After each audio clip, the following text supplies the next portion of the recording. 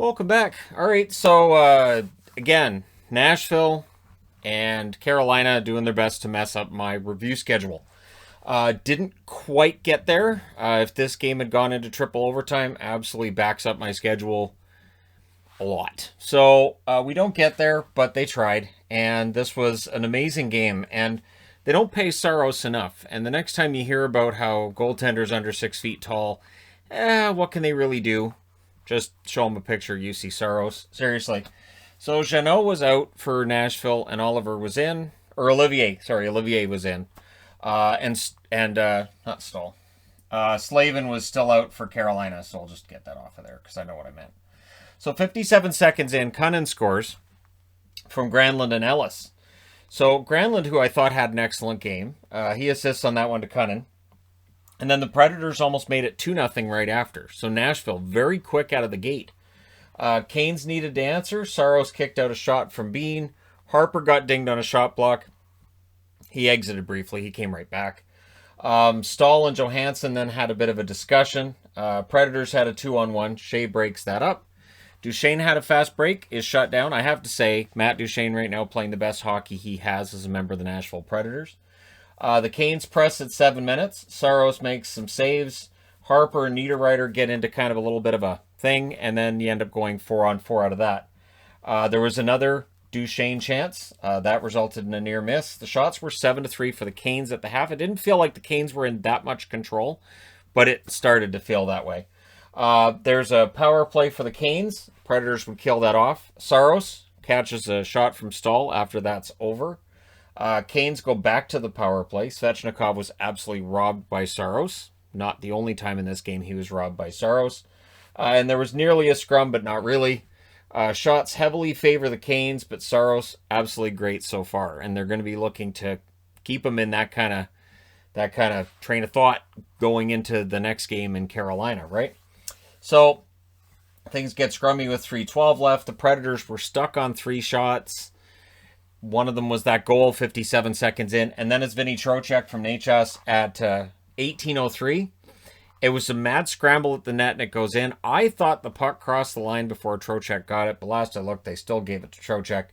With 1:16 left, the Predators get a power play.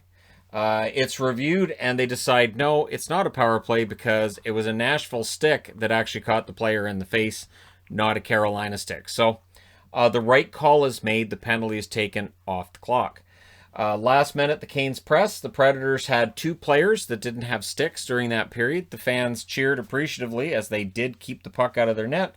And it's 1-1 after 1 in a period that Canes really were dominant, especially in the second half. Second period, early press by the Canes. Scrums early in that period as well.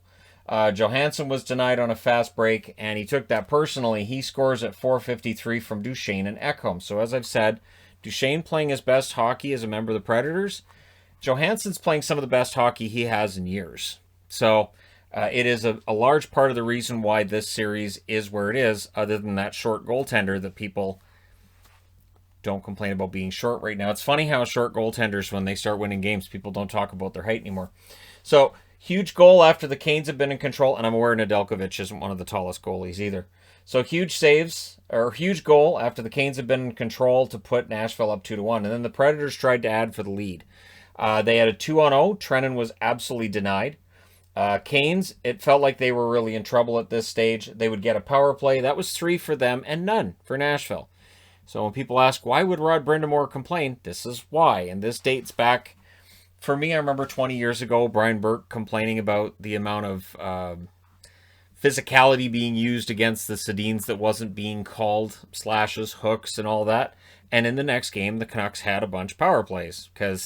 And that's part of the problem. That's where I have a problem with it, is that you do see a coach come out and say, oh, I don't know, or a GM come out and say, and then the next game, the calls start going the other way. So yeah, it was a 3-0 for them in the power play side of things. Preds would kill it off, though. The confidence in their penalty kill was really notable. The confidence was picking up as this game went along, and Nashville realized, hey, we can win this. Solid play by the Predators' fourth line as well. Duchesne gets shaken up in a collision. He would stay in the game. Saros makes more big saves as the Canes were pressing, but he can't stop all of them. McGinn from Lawrence at 18:05, and from an impossible angle, Goes posting in. Saros couldn't see it. He was screened, and it was fantastic. Aho nearly gives the Canes the lead right after that. So we go to the third period with it tied at 2. And early in the third, 13 seconds in, McGinn scores from Martinook and Stahl. Interestingly enough, Lawrence wasn't on the bench to start, so Stahl starts as the center for that line. Lawrence would return to the game, though. So it's 3-2. It's wired top shelf. The Canes then press for another. Predators get their first power play, and of course the question is, does it suck? The answer is no, it doesn't.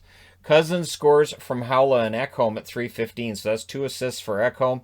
And it's a tie game. The lead did not last for the Carolina Hurricanes. Nashville just hanging around. Perfect tip by Cousins.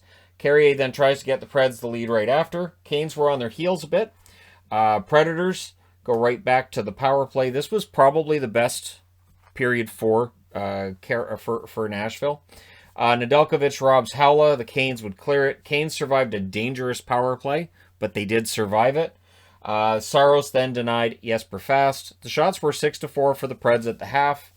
Martinook poked at Saros, which they didn't like a whole lot, so don't poke at the other team's goaltender. Teams will generally say, we don't like that. Please don't do that. Press then by the Predators with 6 minutes left. Svechnikov just misses one in close. Saros then saved the next shot that came in after that. Chances both ways as overtime is looming in this game, and then Cousins was absolutely robbed in the final minute to ensure this goes to overtime. So in overtime number 1, first shift chances for the Canes. Yossi had a shot that was saved. Foegele then gets a shot the other way on that same play. There's a delay game call. Canes go back to the power play. It was a good setup, but the Predators cleared out. So they were able to get it set up and around the outside, but they weren't able to get that prime opportunity. Nachos fires one wide. The Predators kill it off. And then Cousins, out of the box, had a break. Unsuccessful, but still, if you're a Preds fan, that had to get you kind of going. Shots 5-2 for the Predators at 9 minutes. And they did. They played well in that first overtime. Canes press. Saros making some saves. Duchesne had a fast break, and they tried a spinorama. That was denied. Saros stops a Foegele chance. And that's with 5:15 left. And it started looking like we might be looking at double overtime. Even though it's still about 5 minutes left. I'm like, this is going to double OT as well. Svechnikov, it looked like it was a trip that was uncalled. They could have called it interference. They just decided no. And I get it. I do. But again, it's one of those things where fans will get upset about the way that's officiated. And I've talked about officiating many, many times on this channel.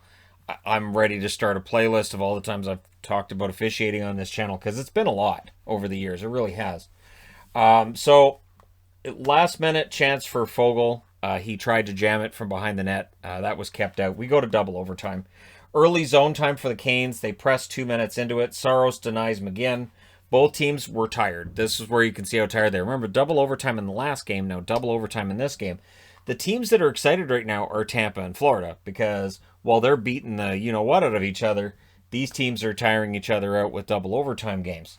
So Cousins with the net drive, he's denied. Granlund had he backhands one high. Tolvanen had a shot saved. Svechnikov the other way, then fires one high.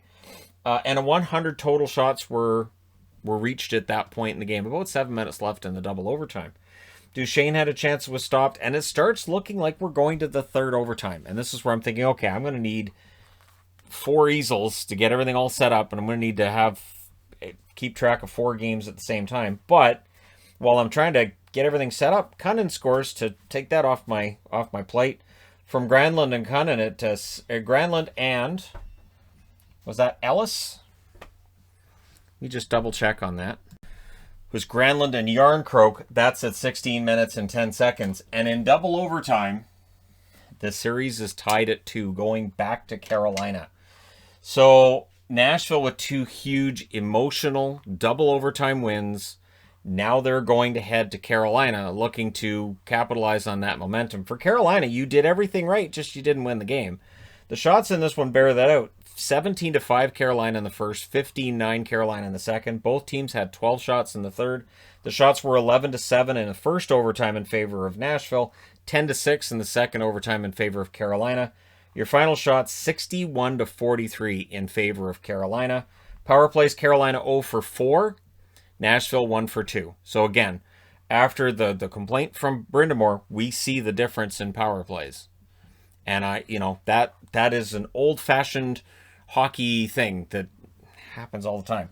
And again, dating all the way back to the 80s, where you'd see somebody complaining about the refereeing, and then in the next game, magically things would change. Hits 33-32 for Carolina. Block shots 31-15 in favor of Nashville. They wanted this game. They really wanted this game. They knew how important this was. Nedeljkovic, 39 saves on 43 shots, played fantastic. Saros, that little bit better, 58 saves on 61 shots. Saros, he could be mayor of Nashville right now. He could run Tennessee based on a game like this and how excited the fans were when that one went in. This series is tied. It's now a best of 3 from here.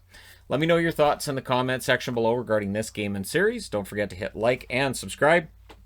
If you're browsing your way through, you just happened upon this video. Thank you guys so much for watching, for all your support. I will talk to you again soon.